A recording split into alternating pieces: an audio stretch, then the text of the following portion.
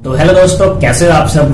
तो आज की वीडियो में जानते हैं 3 न्यू क्रिमिनल लॉ के बारे में। तो आपको ये तो पता ही होगा कि जुलाई से जो हमारे 3 पुराने क्रिमिनल लॉ है, आईपीसी, सीआरपीसी और इंडियन एविडेंस, इसे रिप्लेस कर दिया गया न्याय संहिता, भारतीय नागरिक सुरक्षा संहिता और भारतीय साक्ष्य अधिनियम के साथ। तो काफी लोग मुझे मैसेज कर रहे थे कि अब से कौन से केसेस में कौन से लॉ लगेंगे।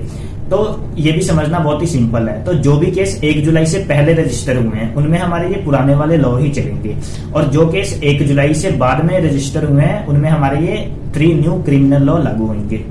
तो आज की वीडियो में बहुत ही आसान भाषा में समझते हैं इसके 5 मेजर चेंजेस के बारे में। तो इस पहला जो मेजर चेंज है जो काफी चर्चे में रहा है वो है सेक्सुअल इंटरकोर्स को लेके।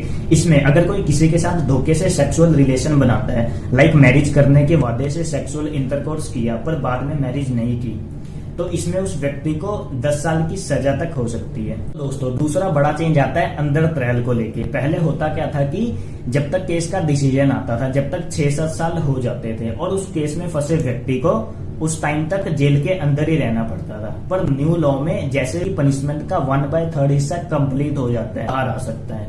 मान लो किसी की पनिशमेंट है 9 साल की और जैसे ही उसकी पनिशमेंट 3 साल कंप्लीट हो जाते हैं और कोर्ट ने अभी तक अपना जजमेंट नहीं दिया होता है, तो इस केस में जेल से बाहर आ सकता है। तो गाइस, तीसरा मेजर चेंज है फोरेंसिक इन्वेस्टिगेशन को लेके।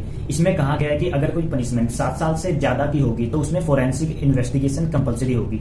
इसमें फोरेंसिक एक्सपर्ट आएंगे और छोटे से छोटे एविडेंस की अच्छे से जांच पड़ताल करेंगे। तो दोस्तों, अगला मेजर चेंज है टाइमलाइन को लेके। तो उस केस से रिलेटेड मेडिकल ऑफिसर को 7 डेज के अंदर अपनी रिपोर्ट सबमिट करनी होगी, और इसके अलावा पुलिस को 60 दिनों के अंदर कोर्ट को यह बताना होगा कि गिल्टी पर्सन के खिलाफ उन्होंने कौन कौन से चार्जेस फ्रेम किए हैं, और कोर्ट को भी अपनी जजमेंट 30 दिनों के अंदर देनी होगी। इससे केसेस का जल्दी से जल्दी। तो 5th और लास्ट चेंज है एविडेंस को लेके। तो क्रिमिनल प्रोसीजर में एविडेंस का बहुत ही बड़ा रोल होता है। बिना एविडेंस के कोर्ट किसी को पनिश नहीं कर सकती। तो इन लॉ में इलेक्ट्रॉनिक एविडेंस यानी कि फोटो और वीडियो को भी अलाउ किया है, और अगर किसी केस में प्राइमरी एविडेंस मौजूद ना हो तो सेकेंडरी एविडेंस को भी मान्यता प्राप्त है।